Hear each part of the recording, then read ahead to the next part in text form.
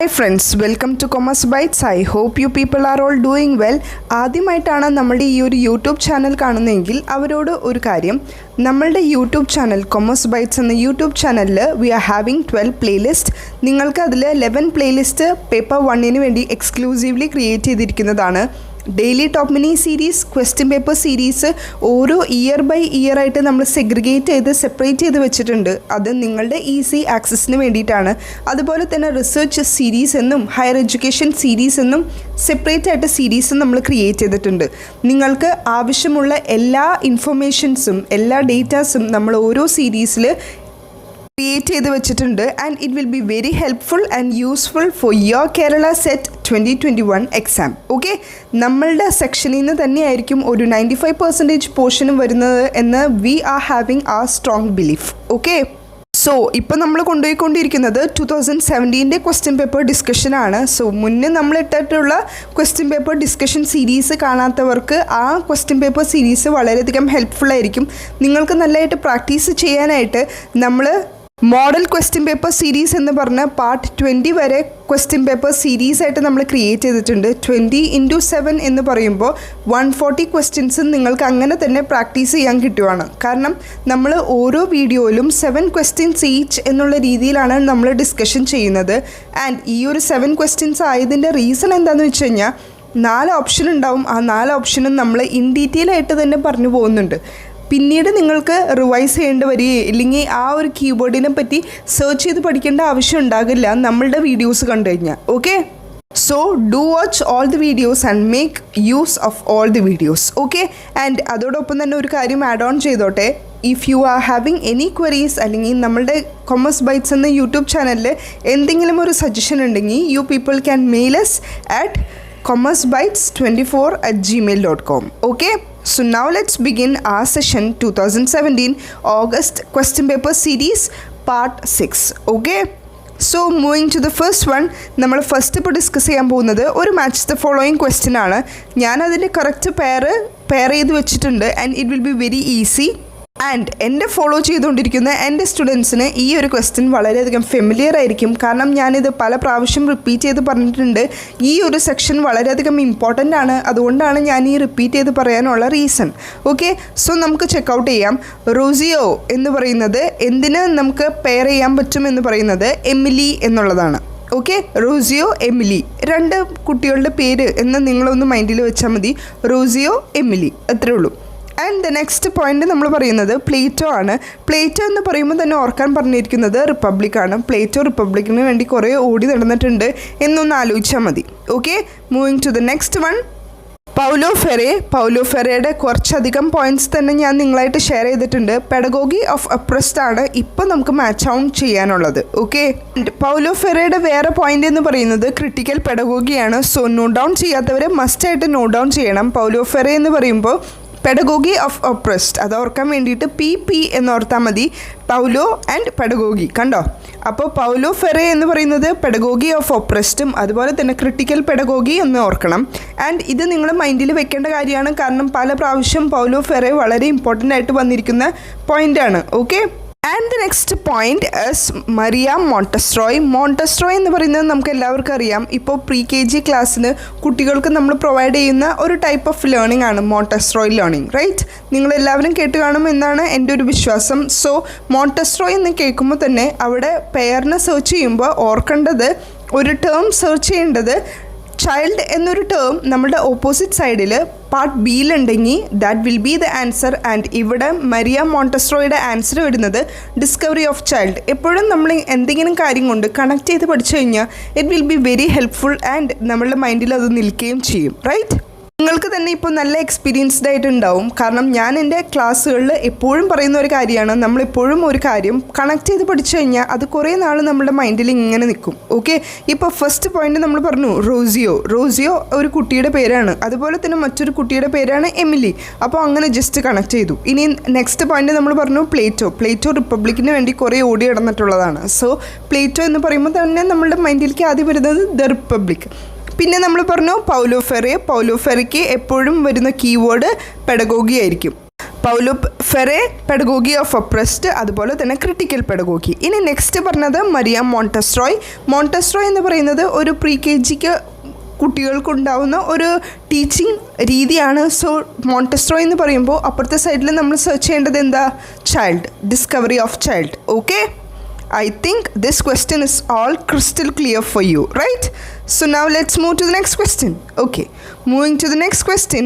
Reorganize Maslow hierarchy of needs from lower to the higher order. ഞാൻ എപ്പോഴും പറയുന്ന ഒരു കാര്യമാണ്, നമ്മളുടെ കേരള സെറ്റ് എക്സാമിനേഴ്സിൻ്റെ ഒരു ഫേവറേറ്റ് പോർഷനാണ് ഈ ഒരു മോട്ടിവേഷൻ അല്ലെങ്കിൽ തിയറി ഓഫ് മോട്ടിവേഷൻ എന്ന് പറയുന്ന പോർഷൻസ്. അവരുടെ ഇപ്പോഴത്തെ ആ ഒരു ക്വസ്റ്റ്യൻ പേപ്പർ പാറ്റേൺ എടുത്ത് നോക്കിക്കഴിഞ്ഞാൽ ഏതെങ്കിലും ഒരു ക്വസ്റ്റ്യൻ മോട്ടിവേഷൻ ഡിപ്പെൻഡ് ചെയ്ത് എന്തെങ്കിലും ഒരു ക്വസ്റ്റ്യൻ നമുക്ക് എക്സ്പെക്റ്റ് ചെയ്യാം. അതുപോലെ ഒരു ക്വസ്റ്റ്യനാണ് ഇത്. ഇവിടെ നമുക്ക് അറേഞ്ച് ചെയ്യാനാണ് പറഞ്ഞിട്ടുള്ളത്. ഞാൻ പല പ്രാവശ്യം ഈ പെർട്ടിക്കുലർ സെഷൻ തന്നെ സെയിം ഞാൻ പ്രീവിയസ് ഇയർ ക്വസ്റ്റ്യൻ പേപ്പറിൽ ഡിസ്കഷൻ ചെയ്തതാണ്. അതുകൊണ്ട് എന്നെ ഫോളോ ചെയ്തുകൊണ്ടിരിക്കുന്ന സ്റ്റുഡൻസിന് ഈ ഒരു ക്വസ്റ്റ്യനും വളരെയധികം ഫെമിലിയർ ആയിരിക്കും, എല്ലാവർക്കും അറിയാമെന്ന് ഞാൻ വിചാരിക്കുന്നു. ഈവൻ തോ ഞാൻ എന്നിരുന്നാൽ പോലും ഒന്ന് പറഞ്ഞു പോകാം. നമ്മളുടെ ഈ ഒരു മാസ്ലോ ഹൈറാർക്കി തിയറിയിൽ നമുക്ക് 5 നീഡ്സാണ് ഉള്ളത്. Physiological needs, safety needs, love and belonging needs, self esteem need and self actualisation. ഇങ്ങനെയാണ് അതിൻ്റെ ഓർഡർ. ഞാനിവിടെ കറക്റ്റ് ഓർഡറാണ് തന്നിരിക്കുന്നത്, വേറെ ഓപ്ഷൻസോ അല്ലാതെ വേറെ രീതി ഒന്നും ഞാൻ തന്നിട്ടില്ല. ഞാൻ കറക്റ്റ് ഓർഡറാണ്, നിങ്ങൾക്ക് അത് കിട്ടിക്കോട്ടെ ഇല്ലെങ്കിൽ നോട്ട് ഡൗൺ ചെയ്ത് വെച്ചോട്ടെ എന്ന് വിചാരിച്ചാണ് ഞാൻ അങ്ങനെ പ്രൊവൈഡ് ചെയ്തിരിക്കുന്നത്. സോ ഫിസിയോളജിക്കൽ നീഡ്സ് എന്ന് പറയുമ്പോൾ അതിൽ ഇൻക്ലൂഡ് ചെയ്യുന്നത് എയർ, വാട്ടർ എന്നുള്ള രീതിയിൽ, പിന്നെ ഷെൽട്ടർ കൂടെ ഈ ഒരു ഫിസിയോളജിക്കൽ നീഡ്സ്. നമ്മളുടെ ബേസിക് നീഡ്സാണ് ഫിസിയോളജിക്കൽ നീഡ്സ് കൊണ്ട് ഉദ്ദേശിക്കുന്നത്. Okay, and if we are moving to the next one, safety needs. Safety needs എന്ന് പറയുന്നത് നമ്മളുടെ ജോബ്, നമ്മളുടെ ഒരു സെക്യൂരിറ്റിയാണ്, റൈറ്റ്? സോ സേഫ്റ്റി നീഡ്സിൽ വരുന്നതാണ് ജോബ്. ഓക്കെ, ഇനി next one, love and belongings. Love and belongings need കൊണ്ട് ഉദ്ദേശിക്കുന്നത് നമ്മളുടെ ഫാമിലി, ഫ്രണ്ട്സ്, കൊളീഗ്സ് എന്നുള്ള നമ്മളുടെ ഒരു സർക്കിളിന് ചുറ്റുമുണ്ടാവുന്ന കുറച്ച് മനുഷ്യന്മാരുടെ കാര്യമാണ് ഈ ലവ് ആൻഡ് ബിലോങ്ങിങ്സ് നീഡിൽ പറയുന്നത്. And moving to the next one, self esteem need അല്ലെങ്കിൽ എസ്റ്റീം നീഡ്സ്. അതിൽ മെൻഷൻ ചെയ്യുന്നത് നമ്മൾക്ക് നമ്മൾ കൊടുക്കുന്ന ഒരു സെൽഫ് റെസ്പെക്റ്റ്, അതുപോലെ തന്നെ നമ്മുടെ സൊസൈറ്റിയിൽ നമുക്ക് വേണ്ട ഒരു സെൽഫ് റെസ്പെക്റ്റ്, നമ്മളുടെ വാല്യൂ, ഓക്കെ, അങ്ങനെയുള്ള കുറച്ച് കാര്യങ്ങൾ ഇൻക്ലൂഡ് ചെയ്യുന്നതാണ് സെൽഫ് എസ്റ്റീം നീഡ്സ് അല്ലെങ്കിൽ esteem needs. And the last and the top മോസ്റ്റിൽ വരുന്നതാണ് സെൽഫ് ആക്ച്വലൈസേഷൻ. ഇപ്പോൾ നമ്മൾ താഴെ പറഞ്ഞ physiological needs, safety needs, love and belonging needs and esteem needs, ഇതെല്ലാം നമുക്ക് ഫുൾഫിൽ ആയി കഴിഞ്ഞാൽ അറ്റ് ദ ടോപ്പിൽ വരുന്ന ആ ഒരു ടൈപ്പ് ഓഫ് നീഡാണ് self actualisation needs. Right? I hope you people get this question. എപ്പോഴും ഞാൻ പറയുന്നു, മോട്ടിവേഷൻ ടോപ്പിക്ക് വെച്ചിട്ടുള്ള ക്വസ്റ്റ്യനോ അല്ലെങ്കിൽ അബ്രഹാം മാസ്ലോൻ്റെ ക്വസ്റ്റ്യനോ, ഹെർസ്ബർഗ് എന്നുള്ളത് മറ്റൊരു മോട്ടിവേറ്റർ, ആ ഒരു മോട്ടിവേഷൻ തിയറി പ്രൊപ്പോണ്ട് ചെയ്ത ഒരു വ്യക്തിയാണ്. സോ ഹെർസ്ബർഗിൻ്റെ എക്സ് ആൻഡ് വൈ തിയറി ഒന്ന് നോട്ട് ഡൗൺ ചെയ്യുന്നത് വളരെയധികം നിങ്ങൾക്ക് ഹെൽപ്ഫുൾ ആയിരിക്കും. കാരണം മോട്ടിവേഷൻ തിയറി ഇപ്പോൾ വളരെയധികം ഇമ്പോർട്ടൻ്റ് ആയിട്ട് പല പ്രാവശ്യം ചോദിച്ചു കണ്ടിട്ടുണ്ട്. സോ ഇപ്പോൾ ഒരു 3-4 പ്രാവശ്യമായി അബ്രഹാം മാസ്ലോൻ്റെ ക്വസ്റ്റ്യൻ ചോദിക്കുന്നതുകൊണ്ട് ചിലപ്പോൾ അവരൊന്ന് സ്വിച്ച് ചെയ്ത് വേറെ ഏതെങ്കിലും ഒരു തിയറി ഓഫ് മോട്ടിവേറ്ററിൻ്റെ ക്വസ്റ്റ്യൻ ചോദിക്കാൻ ചാൻസ് ഉണ്ട്. അതുകൊണ്ടാണ് ഞാൻ പറഞ്ഞത് ഹെർസ്ബർഗിൻ്റെ theory of X and Y എന്നുള്ള പോർഷൻ ഒന്ന് ഗൂഗിൾ ചെയ്ത് നോക്കി പഠിച്ചു വയ്ക്കുന്നത് വളരെയധികം ഹെൽപ്ഫുൾ ആയിരിക്കും. ഓക്കെ, സോ ടുഡേയ്സ് ടാസ്ക് ഈ ഒരു ഹെർസ്ബർഗിൻ്റെ theory of X and theory of Y ഒന്ന് പഠിച്ചു വയ്ക്കുക. Okay, so moving to the next question. ഇനി നമ്മൾ ഡിസ്കസ് ചെയ്യാൻ പോകുന്നത് ഹയർ എഡ്യൂക്കേഷൻ സീരീസിലെ ഒരു ക്വസ്റ്റ്യൻ ആണ്. ആൻഡ് നമുക്ക് നേരിട്ട് തന്നെ ക്വസ്റ്റ്യനിലേക്ക് പോവാം. ഇതും ഒരു മാച്ച് ദ ഫോളോയിങ് ക്വസ്റ്റ്യൻ ആണ്. സാർഗൻറ്റ് റിപ്പോർട്ട് എന്നുള്ളത് ഏത് ഇയറിലാണ് എസ്റ്റാബ്ലിഷ് ചെയ്തിട്ടുള്ളത് എന്ന്. So the year is 1944. The next one, Hartog committee 1929, Indian university commission 1902.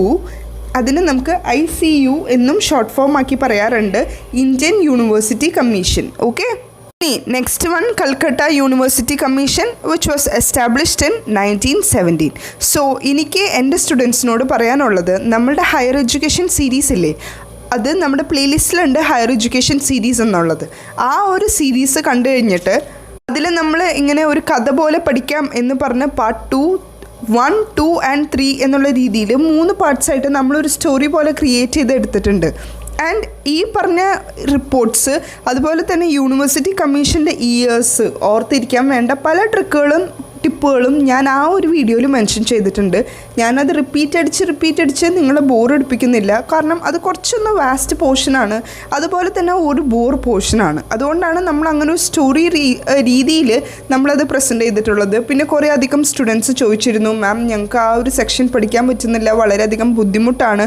So ഏതെങ്കിലും ഒരു ഈസി മെത്തേഡിൽ ഞങ്ങൾക്കത് പ്രൊവൈഡ് ചെയ്ത് തരുമോ എന്നുള്ളത്.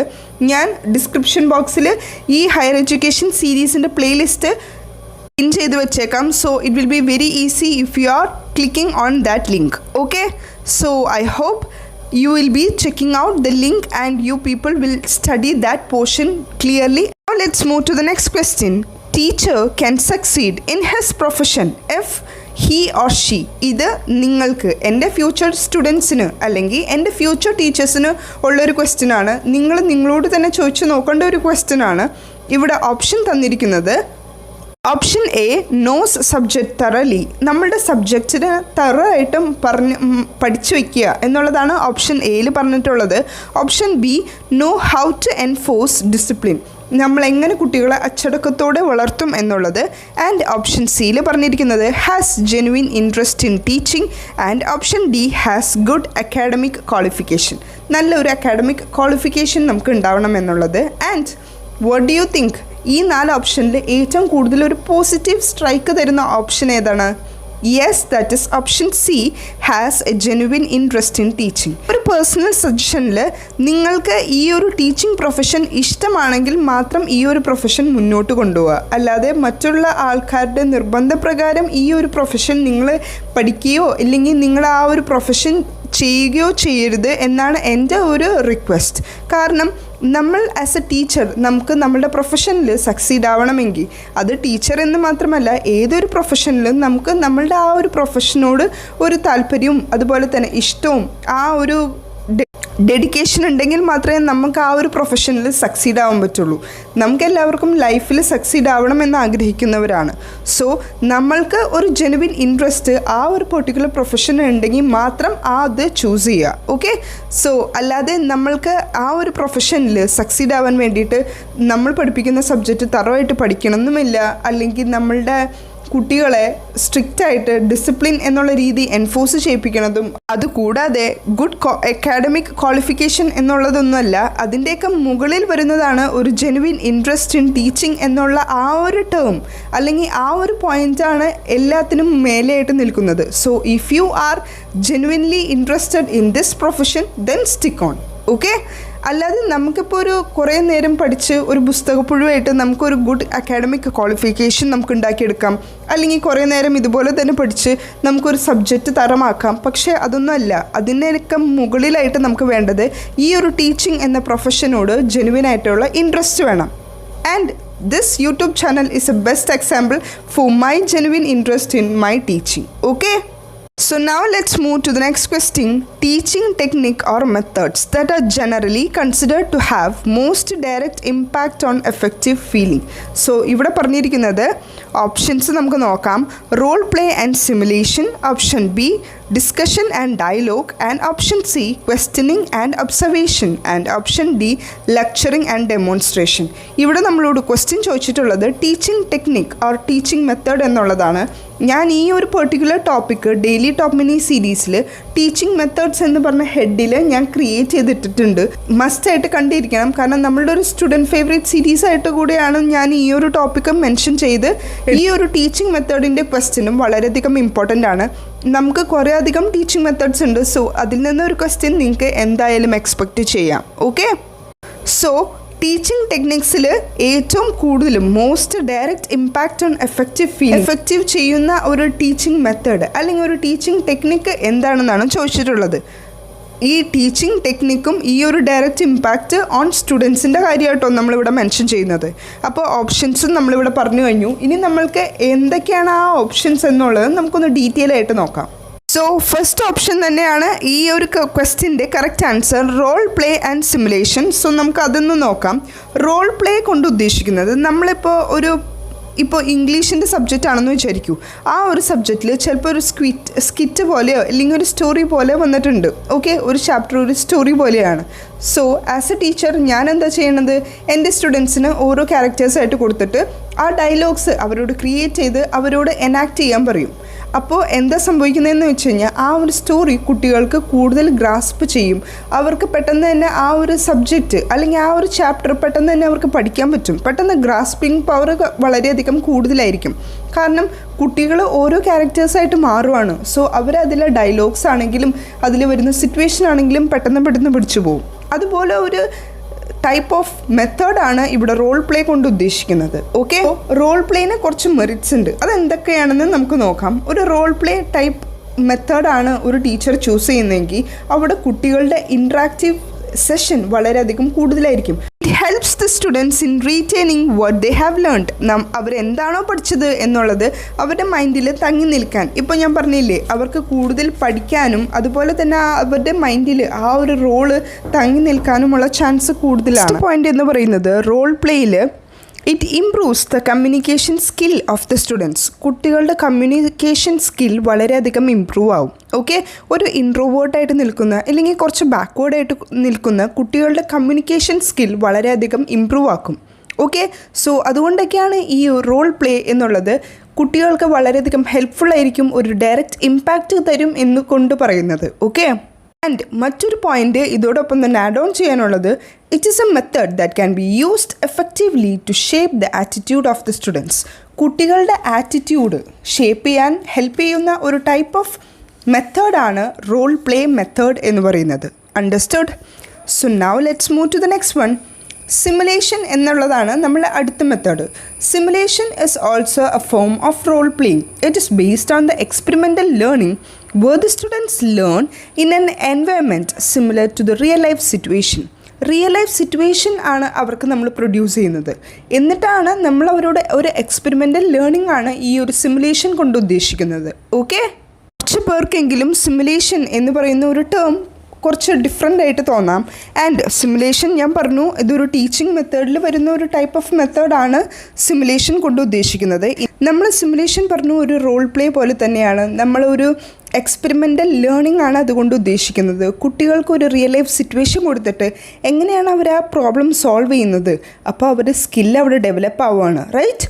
സോ ഇതുപോലെയുള്ള അവരുടെ ക്യാരക്ടറിസ്റ്റിക്സ് നല്ല രീതിയിൽ തന്നെ ഇമ്പ്രൂവ് ആവുന്നതുകൊണ്ട് തന്നെ നമുക്ക് പറയാൻ പറ്റും റോൾ പ്ലേ അതുപോലെ തന്നെ സിമുലേഷനാണ് ഏറ്റവും കൂടുതൽ direct impact on effective feelings കുട്ടികൾക്ക് പ്രൊവൈഡ് ചെയ്യുന്നത് എന്നുള്ളത്. റൈറ്റ്? സോ റോൾ പ്ലേനെ പറ്റിയിട്ടും സിമുലേഷനെ പറ്റിയിട്ടും ഏകദേശം നിങ്ങൾക്കൊരു ഐഡിയ കിട്ടിക്കാണും എന്ന് ഞാൻ വിശ്വസിക്കുന്നു. നിങ്ങൾക്ക് എന്താണോ മനസ്സിലായത് അത് നിങ്ങളുടെ ലെക്ചർ നോട്ടിൽ നോട്ട് ഡൗൺ ചെയ്ത് വെക്കേണ്ടത് വളരെയധികം ഇമ്പോർട്ടൻ്റ് ആണ്. ഇപ്പോൾ നിങ്ങൾക്കിത് മനസ്സിലാവും, ഓക്കെ സിമുലേഷൻ എന്ന് പറയുന്നത് അതാണ് എന്നുള്ളത് നിങ്ങൾക്ക് മനസ്സിലാവും. പക്ഷേ പിന്നീട് ആ ഒരു ക്വസ്റ്റ്യൻ പേപ്പറിൽ ഈ ഒരു ടേം കാണുമ്പോൾ കൺഫ്യൂഷൻ അടിക്കാതിരിക്കാൻ വേണ്ടിയിട്ട് ഇപ്പോൾ തന്നെ നോട്ട് ചെയ്ത് വെച്ചോളൂ. നിങ്ങൾക്ക് എന്താണോ മനസ്സിലായത് അത് തന്നെ മലയാളത്തിലോ മംഗ്ലീഷിലോ ഇംഗ്ലീഷിലോ എങ്ങനെ വേണമെങ്കിലും എഴുതി വെച്ചോളൂ കേട്ടോ. പിന്നെ നമ്മളോട് ഓപ്ഷനിൽ പറഞ്ഞിട്ടുള്ളത് ഡിസ്കഷനും ഡയലോഗാണ്.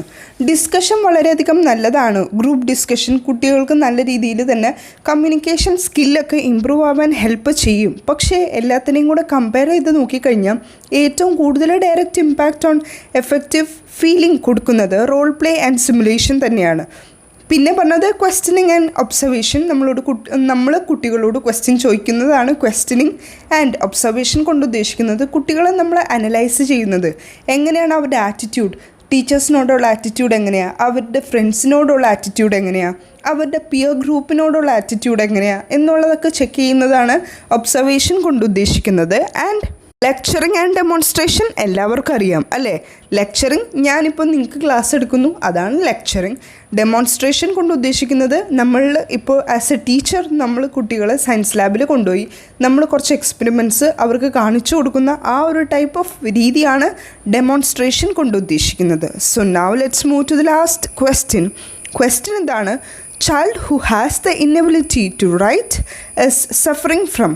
നമ്മളിവിടെ പല പ്രാവശ്യം നോക്കിയിട്ടുണ്ട് ഈ ഒരു പോയിൻ്റ്, ഈ ഒരു ടോപ്പിക് ലേണിംഗ് ഡിസോർഡർ. പല കുട്ടികൾക്കും ഉണ്ടാവുന്ന കുറച്ചധികം ലേണിംഗ് ഡിസോർഡേഴ്സ് നമ്മൾ പഠിച്ചിട്ടുണ്ട് അല്ലേ? ഡൈസ്കാൽക്കുലിയ, ഡൈസ്ഗ്രാഫിയ, പിന്നെ ഡിസ്പ്രിസിയ, ആൻഡ് ഡിസ്ലെക്സിയ എന്ന് പറഞ്ഞ് നമ്മൾ കുറച്ചധികം ലേണിംഗ് ഡിസോർഡേഴ്സ് പഠിച്ചിട്ടുണ്ട്. സോ അത് തന്നെയാണ് ഇവിടെ ക്വസ്റ്റ്യനിൽ ചോദിച്ചിട്ടുള്ളത്. കുട്ടികൾക്ക് who is having an inability to write എന്നുള്ള ക്വസ്റ്റ്യനാണ് നമ്മളോട് ചോദിച്ചിട്ടുള്ളത്. And the answer will be option B, that is dysgraphia. ഇനി നമ്മൾക്ക് ബാക്കിയുള്ള ഓപ്ഷൻസിനെ പറ്റിയിട്ട് ജസ്റ്റ് ഒന്ന് റൗണ്ട് അപ്പ് ചെയ്ത് പറഞ്ഞു പോവാം അല്ലേ. ഡിസ്പ്രാക്സിയ എന്ന് കൊണ്ട് ഉദ്ദേശിക്കുന്നത് it is the difficulty in activities requiring coordination and movements. കോർഡിനേഷനും അതുപോലെ തന്നെ മൂവ്മെൻറ്റ്സിനും കുറച്ച് ഡിഫിക്കൽട്ടീസ് ഉണ്ടാവുന്നതാണ് ഡിസ്പ്രാക്സിയ കൊണ്ട് ഉദ്ദേശിക്കുന്നത്. ഇനി ഡിസ്ഗ്രാഫിയ കൊണ്ട് ഉദ്ദേശിക്കുന്നത് it is related to the handwriting and leads to the poor handwriting. Inconsistent ആയിട്ടുള്ള സ്പേസിങ് കൊടുക്കുക, ഇല്ലെങ്കിൽ റോങ് സ്പെല്ലിംഗ് കൊടുക്കുക. ഇപ്പം നമ്മളിവിടെ മെൻഷൻ ചെയ്ത പോലെ ഇന്നെബിലിറ്റി ടു റൈറ്റ് എന്നുള്ളത് ഡിസ്ഗ്രാഫിയ ആണ്. ആൻഡ് പിന്നെ നമ്മൾ മെൻഷൻ ചെയ്തിട്ടുള്ളത് കാൽക്കുലിയ ആ ഒരു വേർഡിൽ തന്നെയുണ്ട് അതിൻ്റെ ആ ഒരു ആൻസർ. അതായത് student suffering from the disorder having the difficulty in understanding maths. നമുക്ക് കാൽക്കുലേറ്റ് ചെയ്യാൻ ചിലപ്പോൾ ആഡ് ചെയ്യേണ്ട സൈൻ അവർ ചിലപ്പോൾ മൾട്ടിപ്ലൈ ചെയ്ത് വെക്കും, ചിലപ്പോൾ സബ്സ്ട്രാക്റ്റ് ചെയ്യാനുള്ളത് അവർ ചിലപ്പോൾ ഡിവൈഡ് ചെയ്ത് വെക്കും എന്നുള്ള ആ ഒരു പ്രോബ്ലമാണ്, ആ ഒരു ഡിസോർഡറാണ് ഡിസ്കാൽക്കുലിയ കൊണ്ട് ഉദ്ദേശിക്കുന്നത്. ആൻഡ് പിന്നെ നമ്മൾ പറഞ്ഞത് ഡിസ്ലെക്സിയ എന്നുള്ളത്. ഡിസ്ലെക്സിയ കൊണ്ട് ഉദ്ദേശിക്കുന്നത് it is related to the problem in reading like in recognising and understanding letters. ചില കുട്ടികളിൽ പറഞ്ഞു കേട്ടിട്ടുണ്ടാവില്ല, അവർക്ക് ആ ലെറ്റേഴ്സ് ജമ്പിൾഡപ്പ് ആയി പോവും. ചിലവർക്ക് ബി കാണുമ്പോൾ ഡി ആയിട്ട് തോന്നും. അങ്ങനെ കുറച്ച് കുട്ടികൾ പറഞ്ഞ് ഞാൻ കേട്ടിട്ടുണ്ട്. സോ അത് തന്നെയാണ് ഡിസ്ലെക്സിയ കൊണ്ട് ഉദ്ദേശിക്കുന്നത്. ലെറ്റേഴ്സ് ജമ്പിൾഡപ്പ് ആയി പോവും. അതുപോലെ തന്നെ ലോ ഫ്ലുവൻസി എന്നുള്ള റീസണൊക്കെ ഈ ഒരു ഡിസ്ലെക്സിയയുടെ ലേണിംഗ് ഡിസോർഡർ സെക്ഷനിലേക്ക് ആഡ് ഓൺ ചെയ്യാൻ പറ്റും. Okay, so I hope these 6 questions is all clear. എല്ലാ പറഞ്ഞത് മനസ്സിലായി എന്ന് ഞാൻ വിശ്വസിക്കുന്നു. So with this note we are concluding. Let's see in the next video. Till then work hard and study well. That's it for now. Thank U.